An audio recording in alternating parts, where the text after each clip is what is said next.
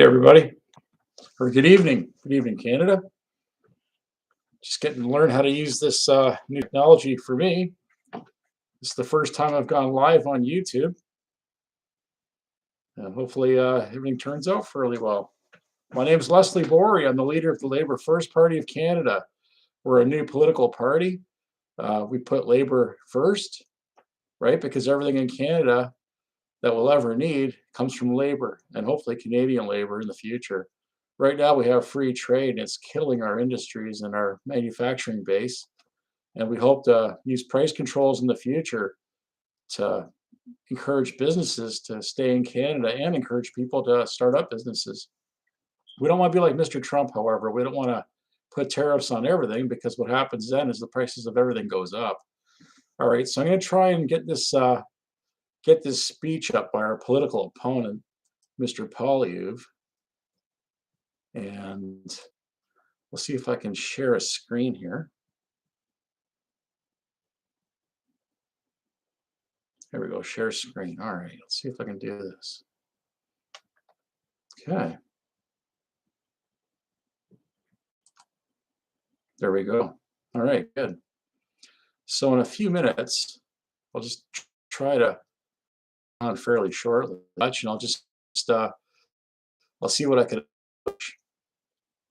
when I don't have so many taking up memory, slowing down the operation of this computer. So I understand that is important, right? So I'll learn this technology as we go, my friend. It's about time to learn how to do.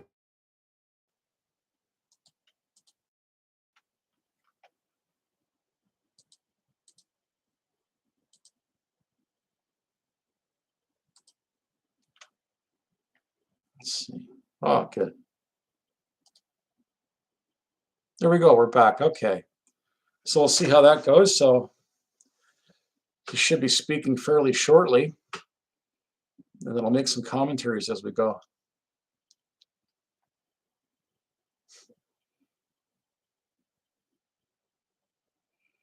All this new technology for me is a real interesting thing. I'll tell you that, folks. It's a great way to talk to you Canadians.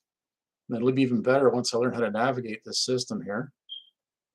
I've got another computer as well, but I don't know how to share a screen on that. I've been trying, and I haven't been successful. So let's go back and let's see if these. Okay, there's the preview screen. Hopefully that's a live deal there, so we don't miss any of this. Not that I expect anything earth-shattering to come out of Mr. Poilievre's mouth. He's definitely done a lot of harm to Canada in his political career. There's no doubt about that. In his days when he used to work with Mr. Stephen Harper, they did a few greasy things. And one of them was allowing the communist Chinese to buy into our oil industry out west. And that was a terrible thing. You should never, ever let communists or any other nation, but for that matter, to buy into your strategic oil reserve. Being in partnership with people is one thing, where they share their technology with you, and you might give them a benefit for a while, but you should never give them ownership of your natural resources or the rights to them anyhow. That's just a wrong-headed thing to do. I'm a real nationalist, and I put my nation first. And the last thing we want communist China doing is coming over here to buy up our resources, like permanently. But it's only permanent as long as you keep electing people like Mr. Poilievre, Mr. Harper, Mr. Chrétien, Mr. Trudeau, or Mr. Carney. These guys are really not Canadians, if you ask me. Okay, I think we're going in here, so let's see what happens.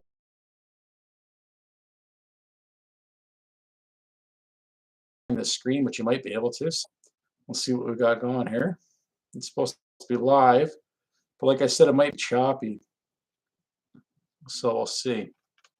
I'm not sure if we're looking at it all live, right? Because I don't see any movement. I just see inches, right? And no, I don't think it's live yet. Oh, someone's resting their eyes, it looks like. You might want to keep resting your eyes. I don't think you're going to miss much.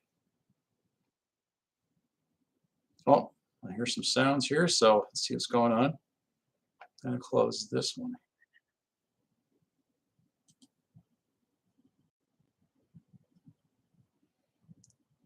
So I've only got two windows open up the bandwidth processing to go on this computer. Now we've got some CBC commentators speaking.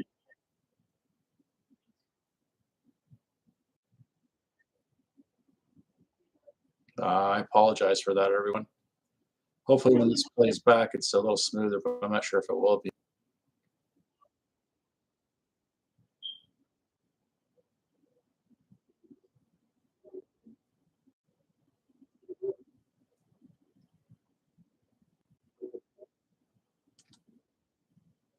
I'll just pause that for now.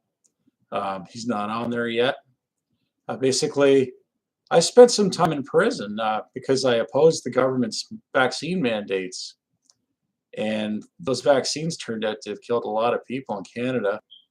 And that Emergency Act was deemed to be illegal. But unfortunately, despite the fact that that was illegal, people go to jail just for disagreeing with history for a couple of years, right? Which is completely wrong-headed in Canada because we should have the freedom to speak our minds. Mr. Poilievre's party introduced that law, by the way, and it was in cooperation with Justin Trudeau's government that that law was passed, right? And all the parties voted pretty much unanimously to pass that law, which is totally wrong. But the point I'm making here, besides that being wrong, is that no one's gone to jail for these vaccine mandates and the harm that they've done. And the police haven't gone to jail, the judges haven't gone to jail, the current prosecutors haven't gone to jail, and the politicians haven't gone to jail, and neither have the influencers, all right? So if you elect me to be your prime minister, apart from fixing your economy so that you can actually live well, we're going to bring these people to justice. And if you ask me, they should be allowed to reoffend again, all right?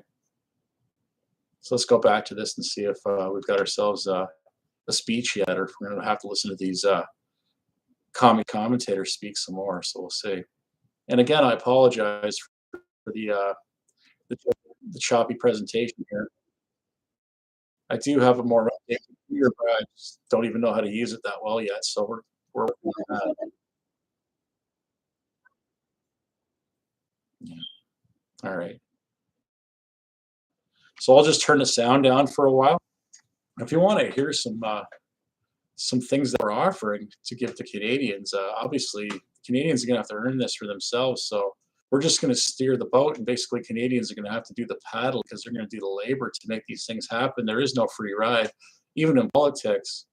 At the most, they'll just have to put a name on a ballot or an X in the right place on a ballot to make us representation of theirs, to make us an extension of their will. It isn't very hard to do that, but we have to convince people to do that. And some Canadians are going to have to step up a little further and become members of this party so that we can register as an official party. That doesn't mean that we can't win an election without being registered, but it seems to give people a bit more confidence. We're registered under Elections Canada's list of registered official parties to offer people a change. And on the ballot, we'd like to have our party name on there as well. In the past, I've run in federal elections. I've been in 8 federal elections as an independent candidate. And I've also been in 2 provincial elections.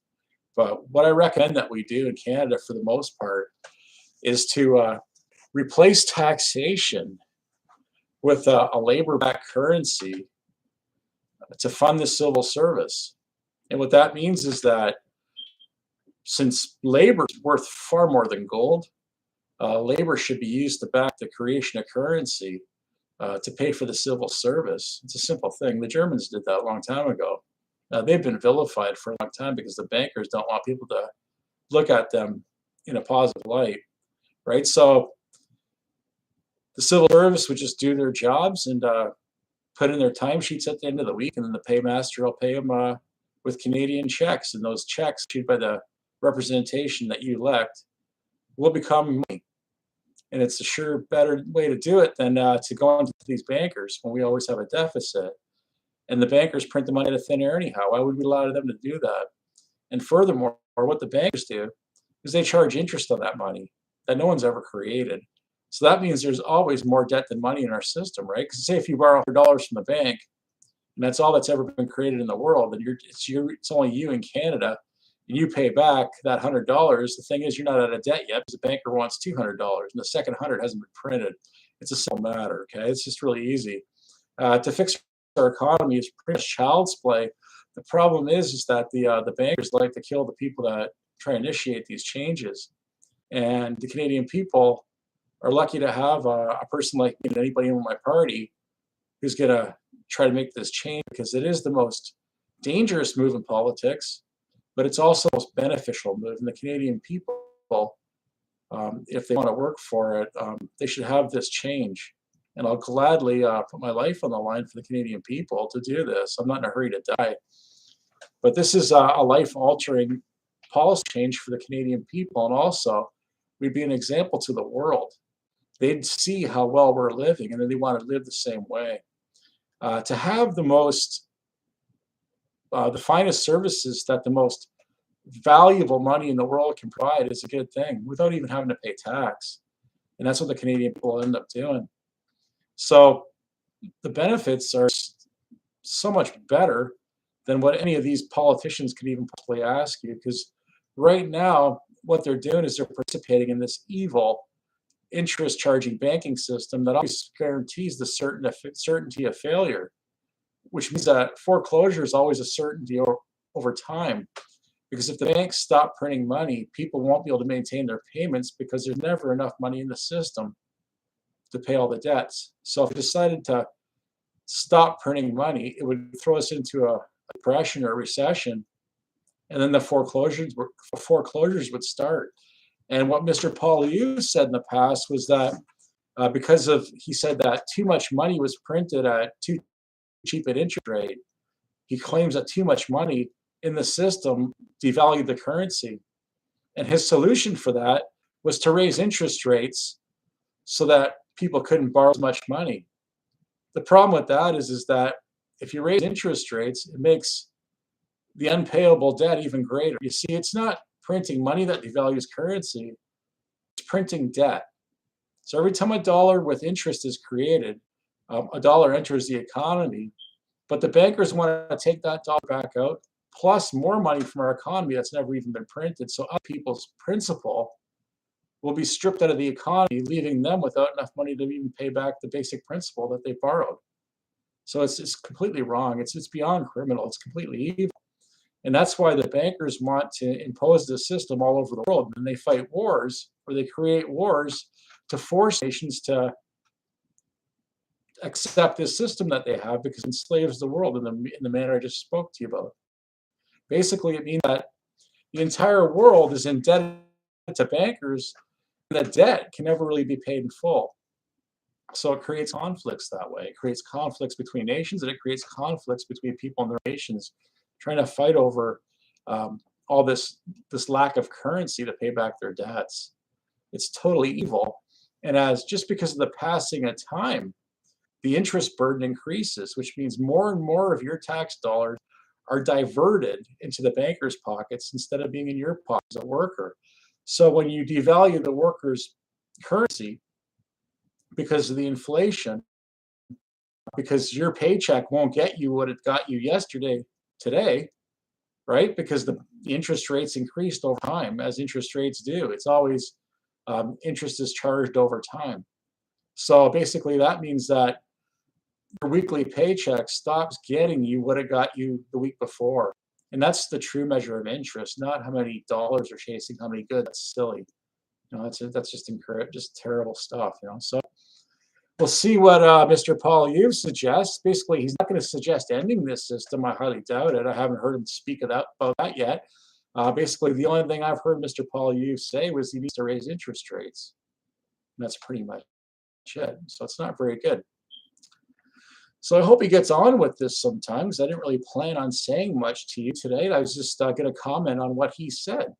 So I hope you're enjoying the broadcast tonight. I don't know how many people are watching. Maybe I'll see if I can... I don't even know if anybody's watching. I can't really see. Oh, there's a couple comments already. Oh, thank you very much. Oh my.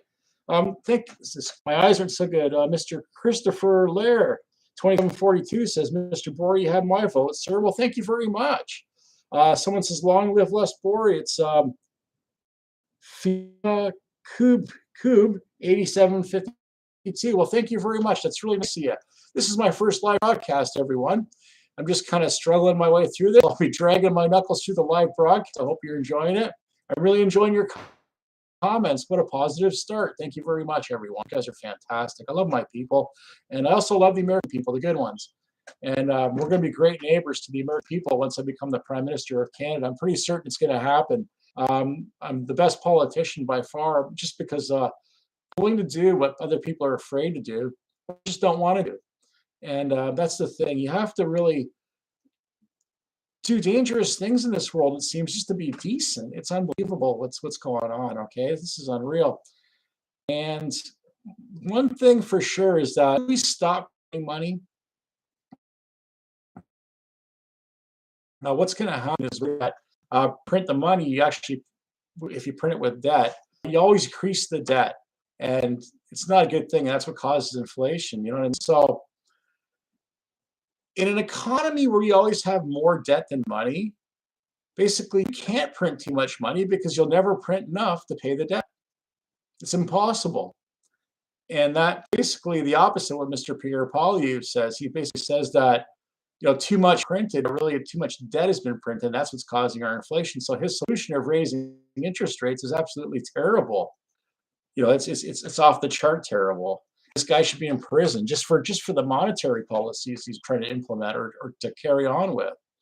All right. So the solution is basically to tell the Israeli bankers that they're no longer in business, especially the fact that they're genociding people in Israel and doing all kinds of unspeakable things to those poor Palestinian people, which we won't get into. Basically, that's a great reason. Only the fact that the debt is unpayable, you'd think would be a reason not to pay it back. To just tell them to go pound rocks, as people say, right? Because if there's always money, then there's no way you could pay it back. It shouldn't even be a legal thing, right? And never mind the fact that the generational debt, it's passed down through generations, like from father to son to grandson to whatever. You just can't possibly pay it back. You can't expect the debt from your ancestors to be your burden in the future. That's just so terrible. And that's the thing. So there's three good reasons not to pay it back: the fact that it can't be paid back, the fact that it's a generational debt, and also the fact that the bankers themselves are off the charts evil, and they're doing terrible things to people in Palestine. And their mandate, I'm on conditions because of my convictions for my speech violations, thanks to this COVID situation. I wouldn't even have been half as aggressive if my people were being killed. Pardon me, I use words to try and stop the killing, right? So I can't really express myself fully. When I become the Prime Minister, you'll be able to say anything you want about anybody. And you try to keep it real, because when people tell things that aren't true, say things like that, you lose credibility. Unfortunately for us, just evil that we don't need to. That's the thing. The last thing we want to do is embellish things and lose credibility. And that's it. You know what I mean? So in the future, you're going to be able to speak your mind. And like I said, I didn't really line up to say tonight. I'm just speaking off the top of my head, cold and be. And, so I could probably present a more polished presentation if I line up a few points. Basically, all I'm here to comment on this talk of Mr. Poilievre's. And I got to say, I'm really encouraged. Like, 2 people commenting so far, it was really nice. And I hope to be a good leader in this country in the future, like I will be, but I hope an elected one, so I can be effective of the will of the people of this nation. The people of this nation don't want to be in an unpayable debt, I think, right? And the people of this nation don't want to have to divert more and more of their paychecks just to bankers, just because of the passing of time, instead of just truly borrowing money. You see, when you borrow money interest-free, it's the same as paying cash over time. And that would save the Canadians a lot of money. Plus, it would stop interest in its tracks on money that's created, like on all money in the system. Because if you go to the bank and get a loan out for $100 and there's interest on it, say 6.5% or whatever, just any interest, I'll actually tell you the truth. If you walk out of the bank and you come back in like a moment later, basically that value, that check won't pay for itself. You can't just give back. It's already depreciated. And you can't depreciate $1 without depreciating all the dollars, because they're all the same. You see, that's basically the basis of inflation when it comes to interest. Another good example is if you go to buy a house. if you pay cash, the house costs you what it costs you. But if you have to pay interest on that house, basically you don't even know what this is going to cost you because of fluctuating interest rate over time. Generally, pardon the beep there, we've got a smoke detector that's wired in. I can't do much about it. I had to reset it before the broadcast. Sometimes it buys some time, so I don't sound like I'm on World Star Hip Hop or something like that. And hey, I don't mind the World Star Hip Hop vote. You know, we're here for all people as well. We're trying to stop the white genocide, but we're also trying to help all people because us white folks are really nice people. And if they dispose of us, the only people that have ever gotten rid of the banker types, we'll call them, basically what's going to happen is the rest of humanity is going to perish because no one else is going to defend them. Unfortunately, there's shame right now. We've been shamed about all kinds of things in history, and that's one of the reasons we're not allowed to discuss certain things in history. That's used to shame the people to give the opponents an advantage over people while they're wallowing in their shame. They're allowing the enemy basically to walk over humanity when the white people should be defending all the people in the world, you know, and with the help of them as well. So we encourage help from all different races in Canada.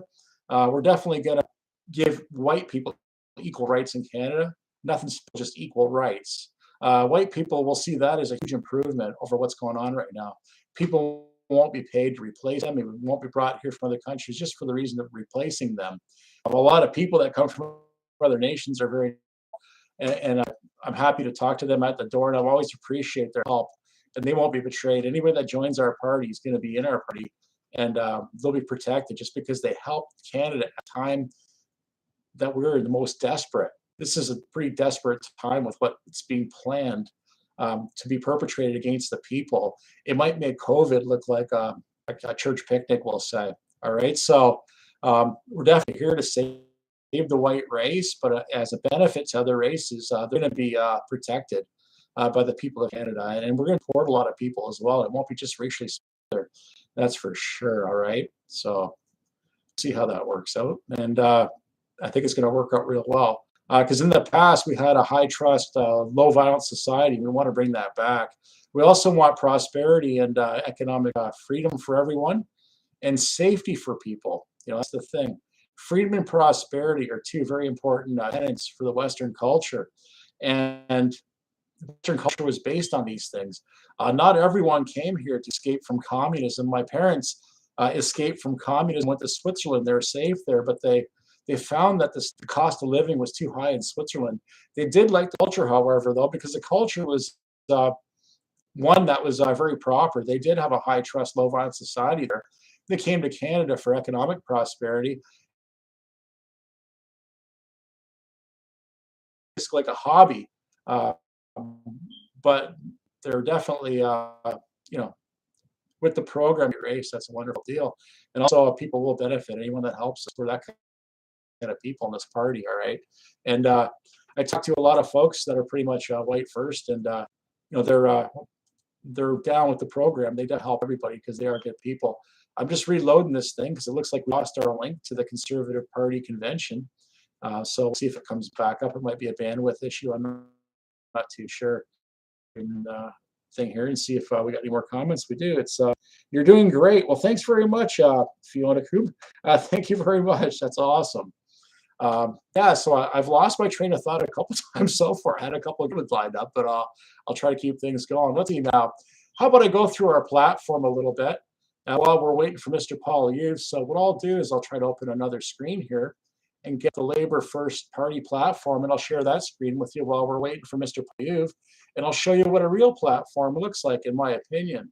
And we'll tear through that, and then we'll watch Mr. Poilievre, the professional politician who's been in Canada for a long time and probably made a lot of money off the Canadian people.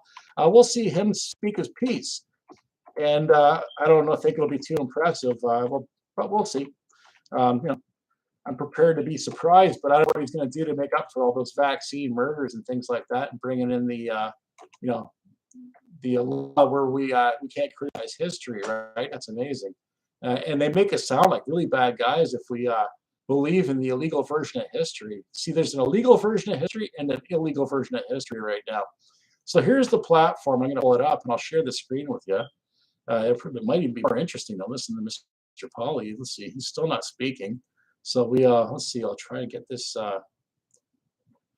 Do this, stop sharing, then I'll start sharing again. Hi, there's me again. And let's see, here we go, the platform. Let's see what we got here. All right, here's our labor first party. Now, I know we have equal rights for whites as point number 2, but really, the most important human right in history, or in my opinion, for all of humanity, which includes white people and all others, is interest-free banking, right?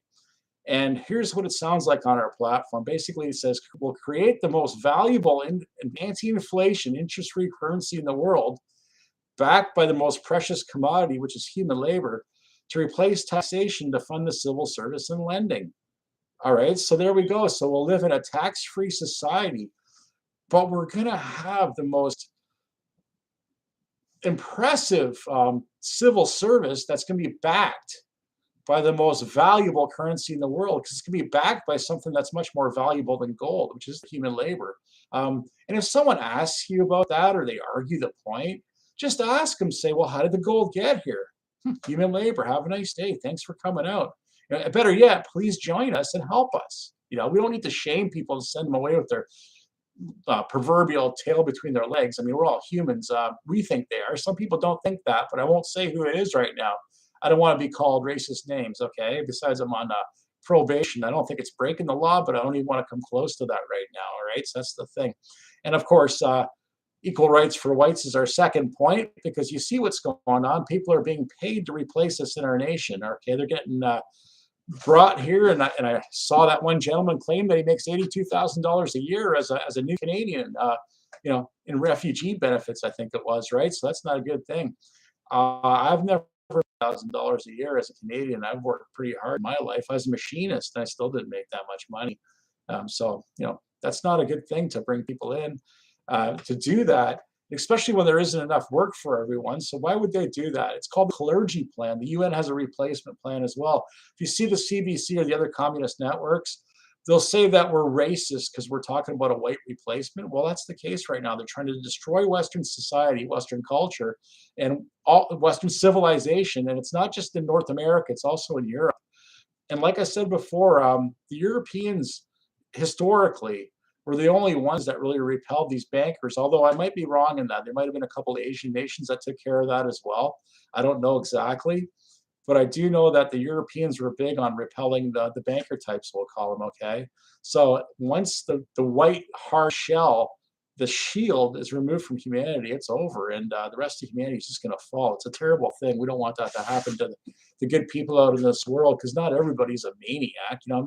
The white people, we got our share of people as well, just that we have a lower percentage of people that usually do things that are off the charts, right? But hey, they're in there as well, right? That's the thing. We're playing the averages. And sorry about the beep, and it seems to have picked up a bit.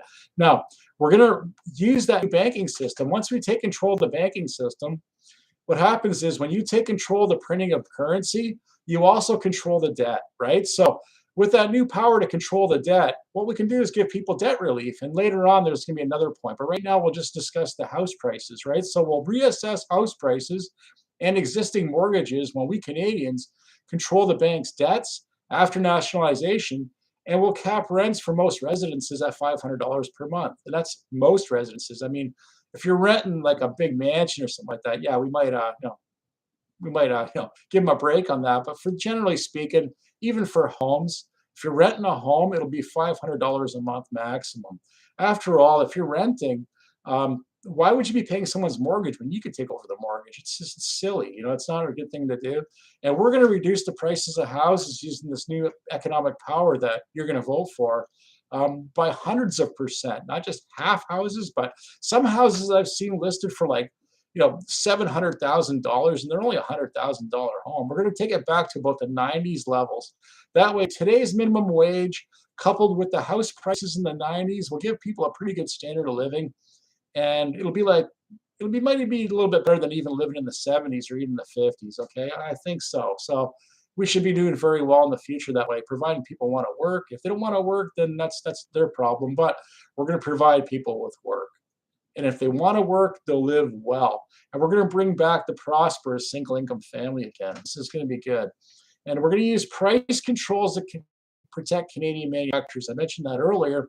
So basically, if you want to make a product, you can register with the Canadian government, tell us what it costs to make that product. We'll allow you like a 30% profit rate, and we'll protect your manufactured goods with that at that margin. So whatever it costs you to make it, add 30% on it, and basically that'll be it. That'll be the price cap. Anything coming into Canada that's comparable to what you're making will definitely, make it more expensive, so that it'll make your products more attractive to a Canadian buyer to buy. Now, it'll raise the price of some of these goods in Canada, but these aren't generally the necessities of life. You don't buy a lawnmower every day, right? So you won't have to worry about becoming broke from buying this lawnmower, because you're going to have a lot of disposable income. And instead of paying taxes, it'll be like a voluntary tax for you to pay. And then basically that'll help our economy. It'll help to employ Canadians and not foreigners, but Canadians first, and then foreigners get employed if we need extra help, and then they can become Canadians if they want to be with the program. We don't want to upset our culture with a bunch of conflicting other cultures. Right now what they've done is they've brought a lot of people into Canada from all these different cultures, and they haven't assimilated to our culture, and they've allowed them to stay in their groups, like in their little tribes, we'll call them.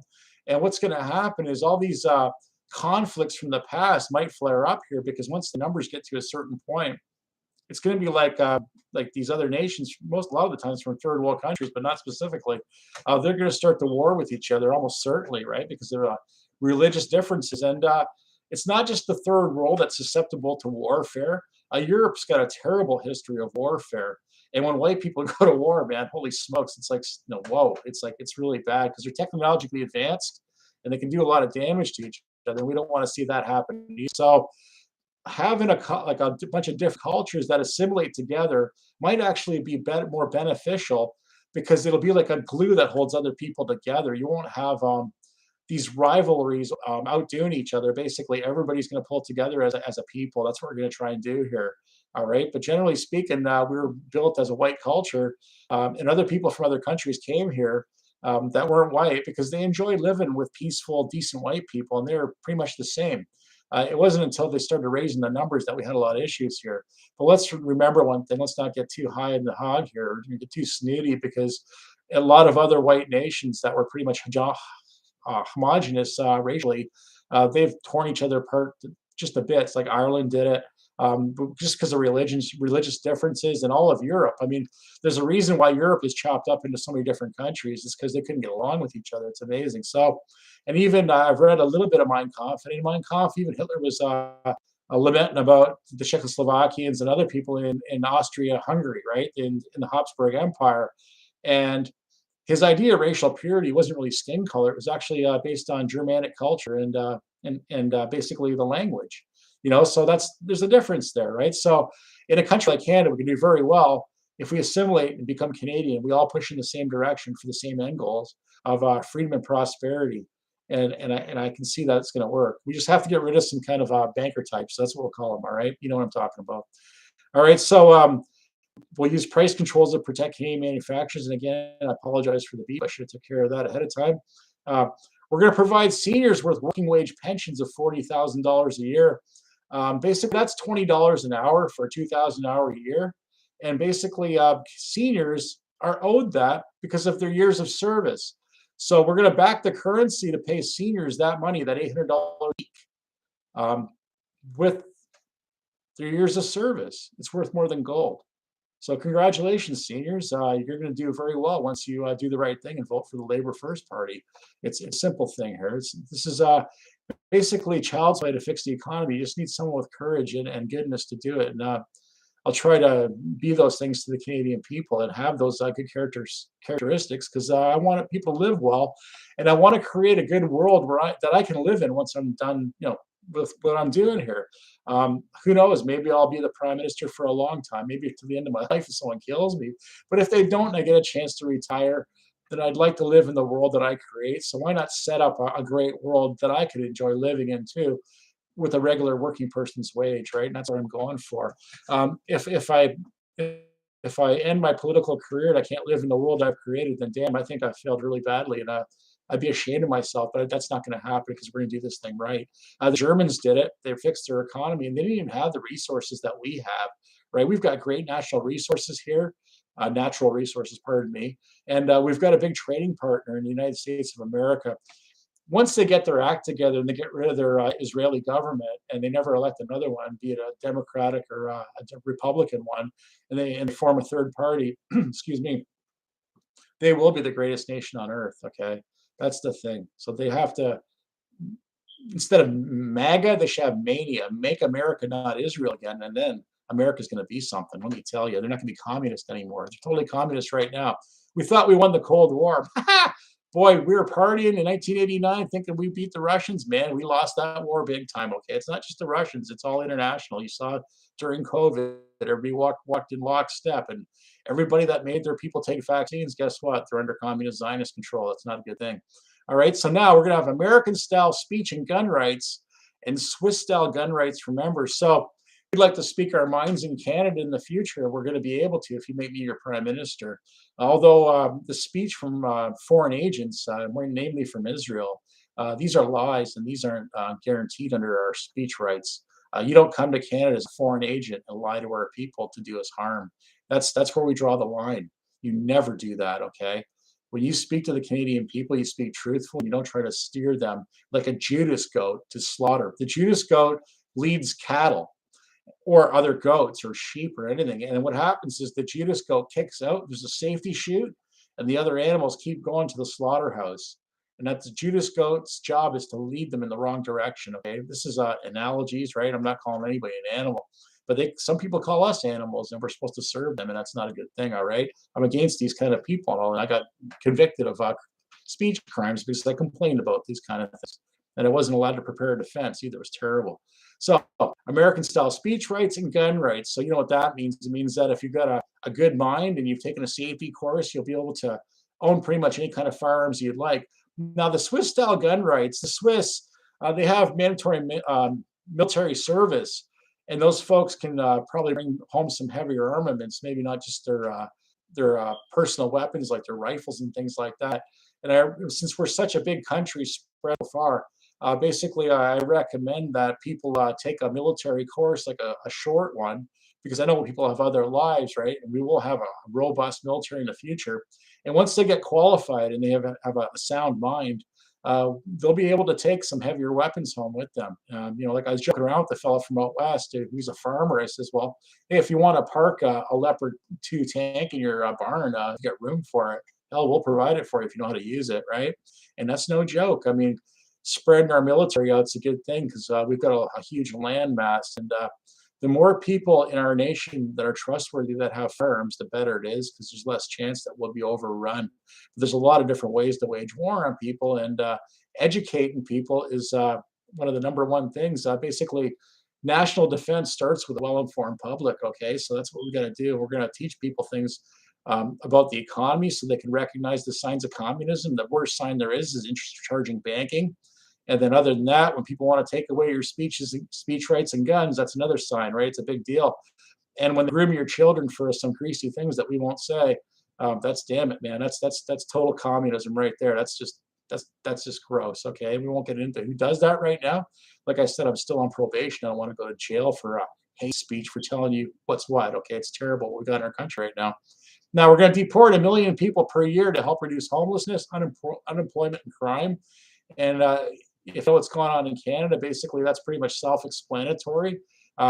We should probably start with anybody who's a member of the Conservative Party, the Liberal Party, the Green Party, the Bloc Québécois, or the NDP, who doesn't see the light after the next election. I'll try to re-educate these people, but they're doing a big disservice to Canada. They're actually a huge danger to us.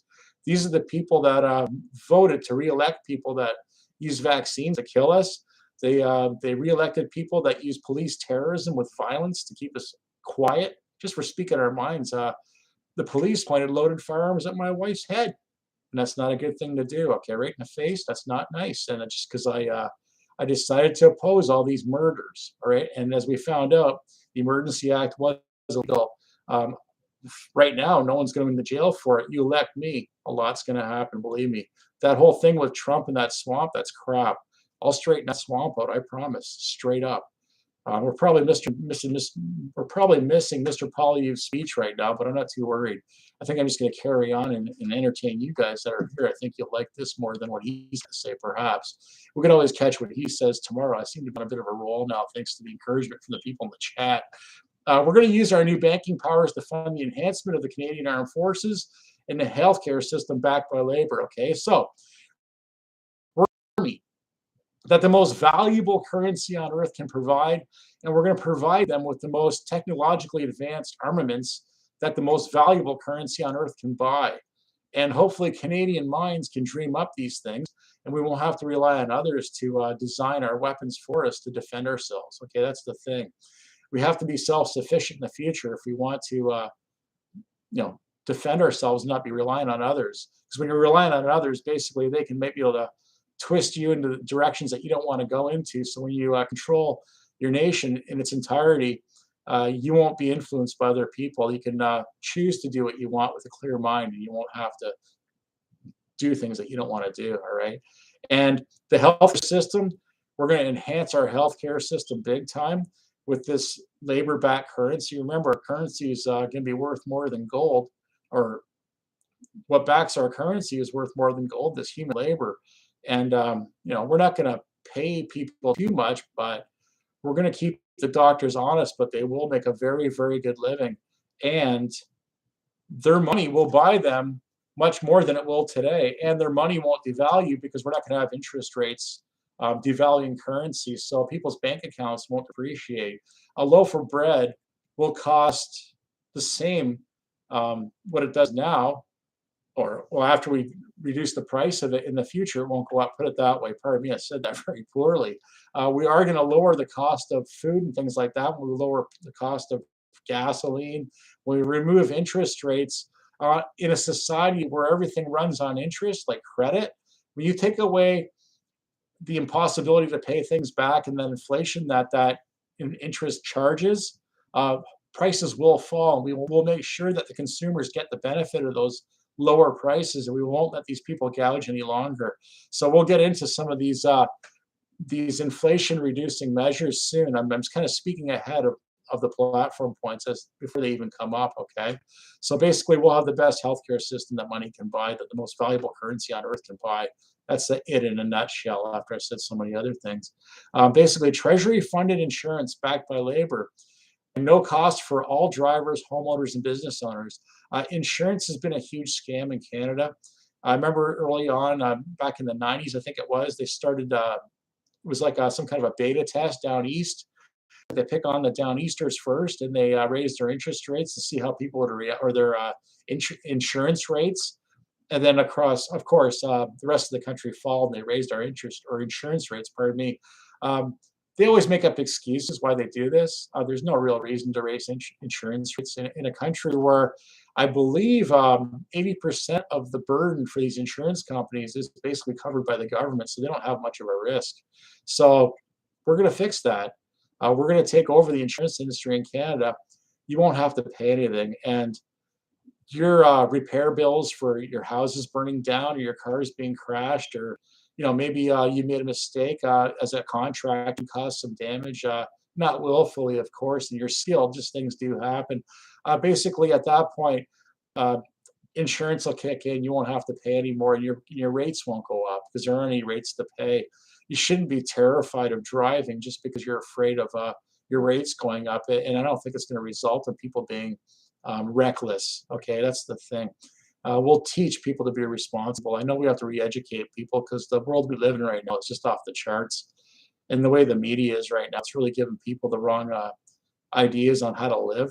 Canadians, I think, and most human beings are pretty decent people deep down inside, and we're gonna dig deep down inside and pull out that goodness out of people, and we're gonna get the best out of our population in the future. We're gonna really get people in Canada, and we're gonna reward them with a good standard of living. And this is one of those measures we won't have to pay to these insurance companies that have obviously been gouging us in the past. Okay, and they've made huge profits on our backs.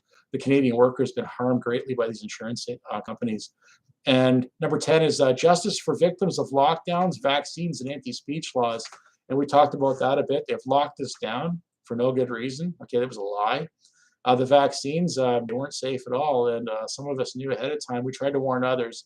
Um, the next generation of heroes, I think, will be the people that found out that the vaccines were harmful, and they're going to help us to make political change. The first generation of heroes are obviously the people that refused it and took a lot of abuse from the people that didn't know at the time. Okay, so I believe in redemption. So good luck to all the people that took the vaccines. I mean, we'll try to make your life better with this healthcare system, but in the meantime, you can make sure this doesn't happen to other people. And if you're selfless, you'll help the Labor First Party to not just to register, but to win the next election. And we're going to need candidates as well. So if you're a vaccine victim, you go ahead and become a candidate if you'd like in our party. We're not going to make fun of you for what you did. Basically, we know what happened, and there's no point rubbing it in. If you know what you did wrong. Obviously, if people are still stuck with the program, I mean, you know, ridiculing those people is probably a good thing to do. Hopefully it brings them back, or maybe we'll have to deport them, get them out of here, because we can't have people that are so slow that they're going to get us all killed. All right. So I do believe in redemption, and I've got a lot of respect for people that admit they're wrong. And if I'm wrong, I'll try my best to realize that and admit it myself. After all, how can you progress if you don't realize you made a mistake? Just keep making it over and over again. So I will listen to the people I represent as well. If I'm doing something wrong and they're telling me, then I better consider what they're saying, not just to get reelected, but I'm here to do good. And we'll have to see what they're saying makes sense. I better do what they tell me to do, because I'm supposed to be an extension of their will, of your will. And we're going to ban abortion as a form of birth control for point number 11 on our platform. Basically, we've been convinced that it's okay to kill life inside of a woman, and we're going to protect unborn children. And that includes giving the baby a right to choose, and if someone wants to commit suicide in the future, they'll do that, but it's not for us to kill little unborn people. Those Canadians have a right to decide whether they're going to live or not. Okay. Now, if a woman's been violated, I mean, we will have a policy where she'll have a choice. The problem is that to prove that violation happened, and that might not be proven until after the baby's born. So it's almost a moot point, but we do give ladies the choice. But basically, like I said, it's really it's not really practical. Chances are they'll never have an abortion. And me as a leader, I hope to never ever have an abortion performed legally under my representation of the public. It would just, even one dead child would make me sick. It would just be disgusting. It would ruin a lot of goods. So I don't think we'll ever have any abortions in Canada once you elect us to be your representatives. All right. Then number 12, bank bail-ins, or sorry, ban bank bail-ins. That means we're not going to allow banks to take your money if they claim to be going under. Your money is going to be yours, and we're going to give Canadians property rights to their bank savings. Right now, when you put your money in the bank, technically it's not your money anymore. That's completely wrong. The Canadian worker earned that money, and that money is their property. I don't even see how this could even be a thing, but it is. So we're going to change this. Canadians will have the right to their own earnings, to their savings. That's theirs. And you'll never, ever have to bail out a bank in this new banking system. You should never have to anyhow. Basically, if you set up a plywood table and ask people to pay you money out of their pay just by writing a number on a piece of paper, is what banking is right now. Basically, how can you go broke? It's all profit. All you're paying for is ink and paper, basically, right? It's unbelievable. So in the future, there's no way that you're going to be ever asked to bail out the National Bank. It's going to be strong as can be. And like I said before, we're truly going to lend you money. Pierre Poilievre wants to sell you money. He wants to sell you $10 for $20, right? That's not a loan, that's a sale with profit, and an impossible to pay sale as well. When you consider that everyone in the country can't pay this back, it's just insane. And it should be highly illegal in the future. It will be. And we're going to revisit the people that didn't tell you this, that harmed you. So politicians in the past are going to pay a price for doing you great harm. The amount of money that we've paid in interest, just since Mr. Trudeau's dad, Pierre Trudeau, brought in that banking system back in '74, And basically, there was always money, interest being paid on like mortgages. But when it came to capital expenditures for the nation, like a big project like the St. Lawrence Seaway and things like that, they used to just lend the money basically, or just like basically grant it and get jobs done. But ever since Mr. Trudeau's dad came in, Pierre Elliott Trudeau, he allowed the private banks to charge the government interest. And basically, at that point, I think we've paid over $1 trillion in interest to these bankers. That money could have been used to do other things. It's just it's amazing how bad this system is. It's the worst thing ever. I think it was what caused Jesus to maybe get a little excited in the temple that one day and whip a few people and kick over a few tables. Okay, that's how bad it is. I'm not. I like Jesus. I like what he did. I like how he posed certain people, but I don't know if he was the son of God. I don't want to have an argument with Christians, but I do respect the man greatly. He was fantastic, and unfortunately, he was tortured to death over 3 years or 3 days. And they've brought in some measures across the country where if we say that, basically we're anti-spasmodic, we'll call it. I want YouTube to ban me. It's kind of silly. I'm trying to be your prime minister, yet I can't speak freely. In the future, we'll be able to name things, and we won't be going to jail for it. We'll be given rewards, if anything, for being brave. It's unbelievable. It's going to be a way of life, speaking our mind, not like it is now. And number 13 is to replace lockdown and anti-speech enforcers with a nationalist protection force. All these people, these terrorists and the police that did us great harm, we're going to replace them in the future, and they'll never be able to reoffend again. I promise you that right now. There's no way we're going to allow these people to ever reoffend. Okay, it can't happen. What we survived, and some people aren't going to survive the vaccinations. These vaccinations are like a slow tumbling bullet through your body. Right? They're tearing your heart apart. They're causing turbo cancer. It's just amazing what's going on. You've seen all the athletes just dropping dead on the field. These vaccines were definitely not safe, and it seems to be that they're engineered to reduce the population. Also, they've caused sterilization, so they prevented the reproduction of human beings, and this is entirely wrong. So the people responsible for that cannot be allowed to reoffend, and in the future, we're going to have nationalists protecting people from communists, and that's what we need in this country. And it's just amazing. Some of these laws that we have are just ridiculous. The drinking and driving law is insane, where they can come to your house 2 or 3 hours after you get home and charge you with impaired driving. I mean, it's ridiculous. And I've got, and I don't want to die from getting hit by some drunk driver, but there has to be some kind of reasonable measures to allow people to enjoy themselves and not be unreasonable and convict them of things that they haven't done. If you're in your house and you got home sober from the liquor store and then you crack open a drink, I don't drink much myself, but if people want to drink, I mean, hey, if they haven't broken the law, why should they be harmed? And then this government is just imposing all these measures to walk back our freedoms so they can put us into 15-minute cities and install digital currencies. It's just another part of the wedge that they're driving into our society to harm us. And we're going to make things more reasonable in our nation. Like I said, we're going to have a high trust, low violence society in the future. If people can't participate in that, they'll be removed from society, be it in jail or deported or exiled, banished, whatever you want to call it. I don't care. But we don't want to have people here that are going to cause other people great harm. It can't be continued. Okay, this is a completely it's so wrong. So just be good to everybody out there, and we'll be good to each other. And I'll try to be a good leader here. I'll try to be a good representative of you guys. And to try to be a good friend to our American neighbors. It should be easy because I really like those folks quite a bit. They're nice. And number 14 is nationalize the globalist mainstream media agents to prevent NWO disinformation and subversion of an honest representation elected in good faith. Really, it's not a new world order. Basically, it's an Israeli world order that we're up against. Okay, you'll see that Mr. Trump works for Israel. And all these things that he's doing, like going into Venezuela, threatening Greenland, that's not for America, that's for Israel. Make no mistake about it, he helped the Israelis kill Palestinians and men, women, and children, and it's just disgusting stuff. Members of the United States Armed Forces are starting to figure out who did 9/11, and they're also starting to see that Mr. Trump is not doing a good job. And hopefully they'll mutiny and take the country back, but they're going to have to figure out their finances, and hopefully they'll look to us for an example. Hopefully there's a lot of hope here, and I'm not selling hopium. What I'm proposing is real. But they can look to Canada for an economic example, or they can look to history if they're well versed on what the Germans did.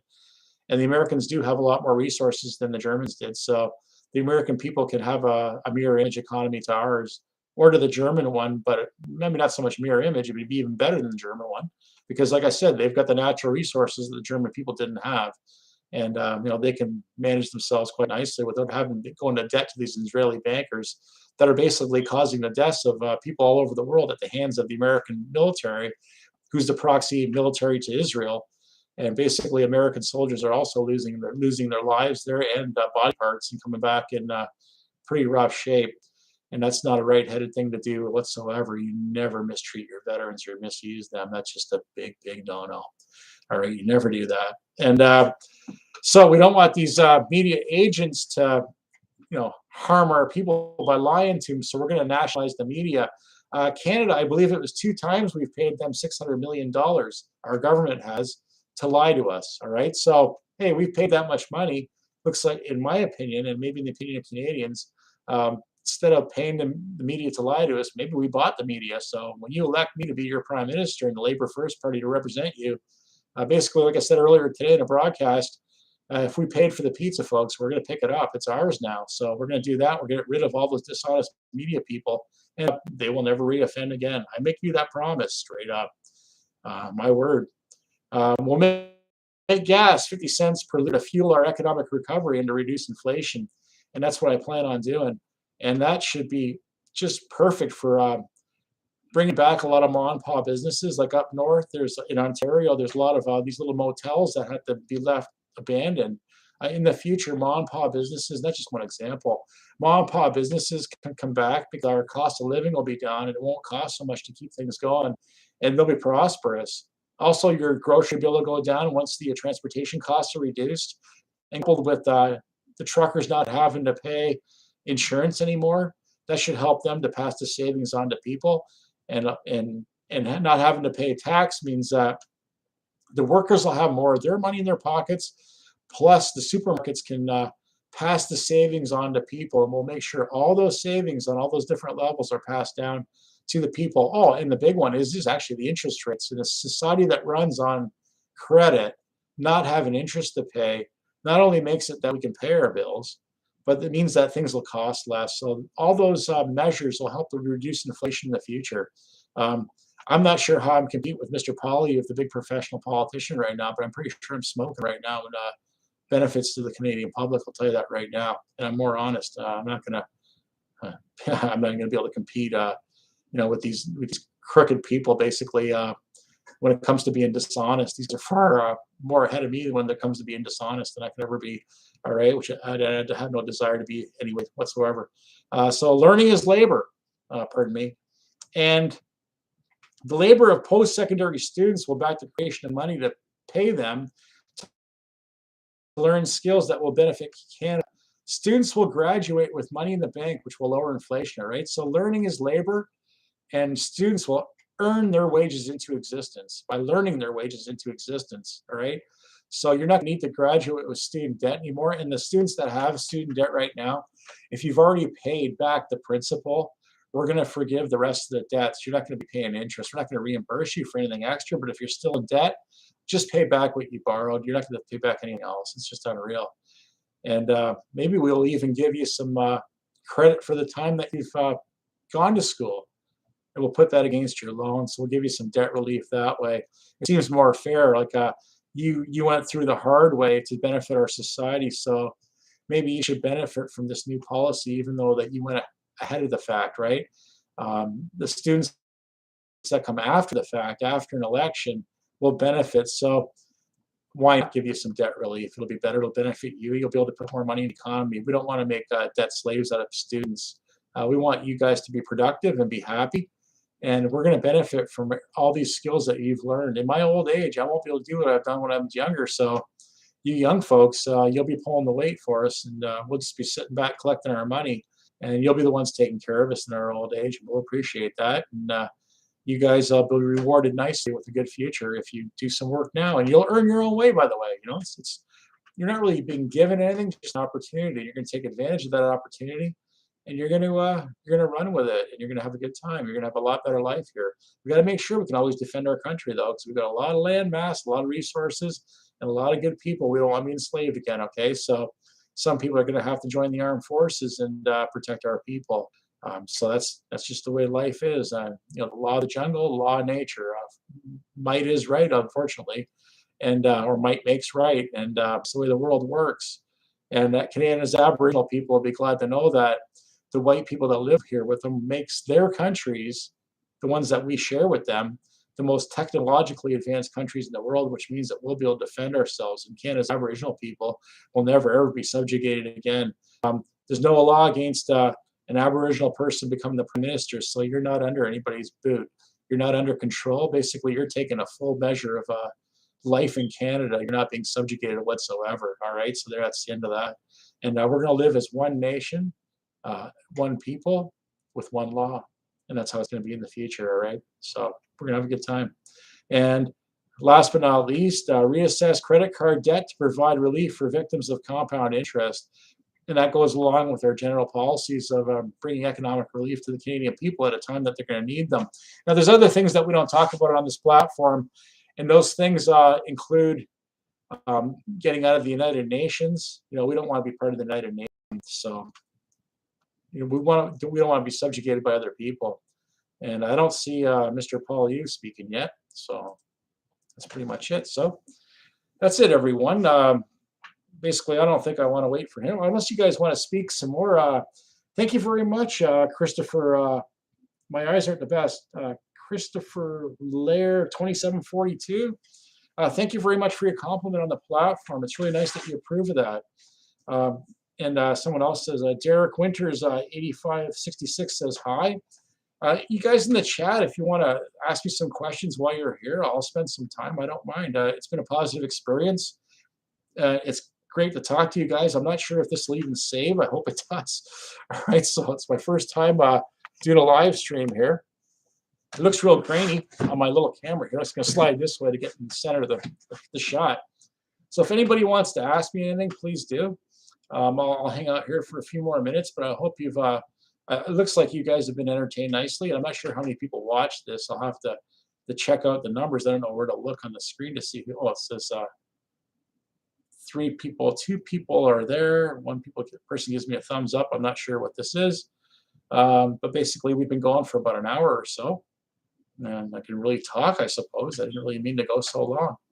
I don't know, I'm sure if Mr. Poilievre even spoke tonight. He didn't come in on time, so we weren't going to wait for him. Oh, here we go. Would there be any sort of tax forgiveness for families with multiple children? Tax forgiveness, basically, there won't be any tax in the future. Now, if you've incurred some kind of tax because of the tax system that we have now, I could see giving you some forgiveness on that, because the tax system is completely unfair right now. We want people to have children in Canada because we need Canadians, and we don't want to import all of our people because we want people to grow up in our culture. Some people do assimilate, but it's best to raise them right here, right from the ground up, right? So yeah, I could see doing something like that. If you have any kind of specific suggestion, please let me know, and I'll be able to address that even better. It's a very general question, but I'm all here to help the Canadian people. And like I said, when we take control of the printing of currency, we also control the debt, and we don't really need taxation any longer. So why not? I mean, if we give debt relief in other ways, why not tax relief? It's a form of debt, isn't it? And that would help you to put more money into the economy. So that's it. No one's like a tax cheat. We don't want to reward the wealthy people that have been cheating the tax system. But if you're just a regular person, yeah, I don't see why there would be any reason to ask you for any more income tax whatsoever. Even back taxes, I'm not too worried about that right now. We got more important things to worry about. And put it this way, I don't want to lose an election over it. So if it'll help people elect me, then damn it, I'm going to do it, man. That's winning. It means everything. Right now, these people are trying to subjugate us in the worst way. So if we can bring tax relief to the Canadian people and it helps them to elect us, that's what we're going to do. So yeah, I'll definitely work with you on that. And if you want to send me basically a membership form, if you want to go to the Labor First, it's laborfirst.ca is the website. And if you can go to where it says memberships and fill out the membership form, and mail it to the address, that'll help us greatly. And if you want to support the cause, I mean, it's going to benefit you greatly. And in the future, once we get established as a party and we register, and then we'll start taking donations. There's no point up until then because there's nowhere to spend the money, and I'm not gonna. I want to work my way through an income tax system here by incurring some kind of a tax burden that I don't know about, right? So gifts are fine, but I'm getting by, and so don't worry about giving me any money. So I'd rather just see people join the party, fill out the membership form, mail it to us, please. If we have 250 members or more, we're going to wait for maybe 300. Then we'll send the package away to Elections Canada for approval. And then hopefully we can be a registered party by the next election. And if you really want to, please become a candidate. I prefer that over money because we do need bodies more than we need money right now. Money, like sending me a bunch of money would benefit me, yes, but it wouldn't advance the national cause much. We need people. We need people power more than money power. I know money wins elections, but if people get behind this, they can make their own signs at election time. It would be nice to see homemade signs win this election and not a bunch of foreign money coming in here and swaying people's minds and their opinions. So a homemade election win would be pretty neat. A lot of handmade signs, a lot of artistic people in our country too. And if they put a sign in their front lawn, Leslie Bory for Prime Minister or Labor First, a Labor First promotional sign, that would be a great thing. And it would be nice. It'd be heartwarming to see that kind of thing. And it would really drive our members to work harder for you. When the people get behind us, it'll be an exponential reward for the people. Even if we get to the point where people can donate money, the Elections Canada allows you to donate $1,500 per year to any party. And when you think about the benefits that you'll get, it's a good investment because you'll get that money back almost certainly. If you're a homeowner, just the property tax that you'll save will get you, that'll pay back your investment in every year easily. If you're not paying, most people pay more than $1,500 a year for their property tax. In the future, we won't have property tax. You'll own your own home outright. You'll have free homeowners insurance on your house. And obviously, you're not paying rent to a municipality any longer. So that is your home. And no one's taking that away from you, all right? That's the thing. So what are ways that Canada and America can work together and get along?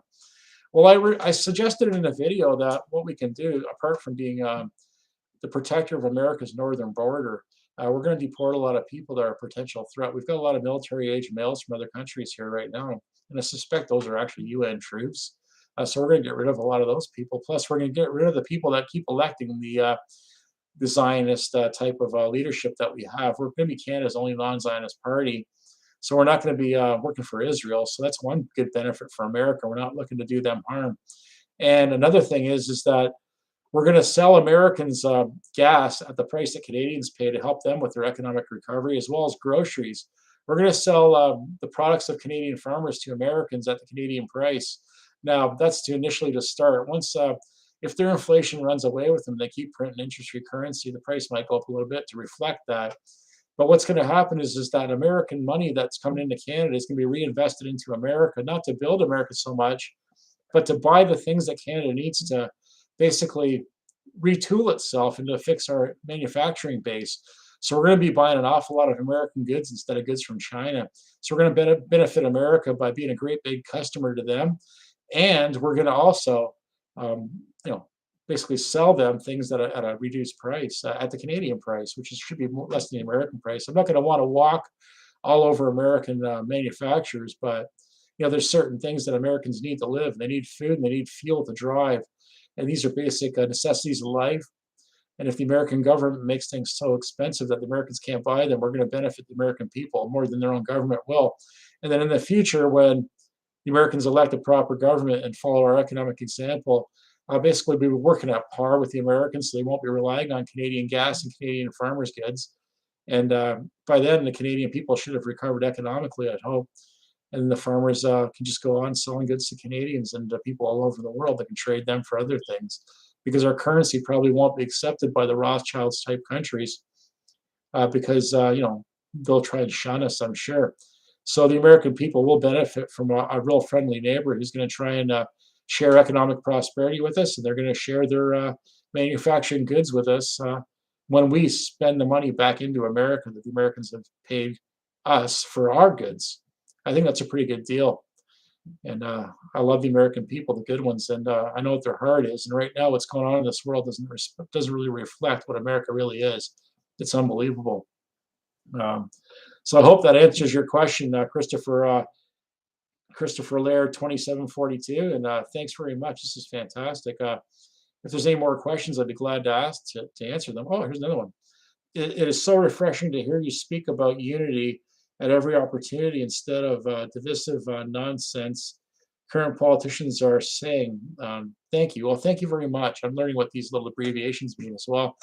Yeah, it's what normal people would do, and I'm definitely a normal person. The people that run our countries, they act. They're actors, and basically they're working for the Israeli world order, and that's the bankers. Okay, and basically they're meant to create conflicts. They're meant to create controlled opposition groups to divide people. The last thing they want to do is have decent people that are just regular people, and we just want to be good to each other, and that's basically what it is. You know, that's why I got into politics at the beginning. Once I found out about the banking system, I saw that there's a chance to make some real changes in our country instead of just boutiquing different tax breaks to people and disadvantaging others while advantaging others. It's a terrible way to be. And it took a number of years for me to actually extrapolate and figure out what a lot of these advantages could be. I mean, I had to overcome the lies myself, the same lies that people believe on television. So I had a learning curve myself, and I'm not done learning, and I never will be. Let's hope, right? Hopefully it's only when my life expires that I'm done learning, and in this life anyhow. So we'll see if there's another one out there, but we'll see what happens. Yeah. So it's nice to it's nice that you're commenting so nicely here. Thank you very much. It's a real pleasure for my first live chat or live broadcast. I call this a success already. It's a shame to shut her down. I'm not in a real hurry to do so. But if anybody else has any questions to ask me, I'd be glad to answer them. Yeah, I'm not sure. Is that just 3 people watching right now? Perhaps I'm not sure, but it could be. But yeah, that was a pretty good deal, and I'll call this a success. And in the future, I'd like to do some more of this kind of thing. Hopefully, well, at least I got to share the screen with you today. That was pretty good.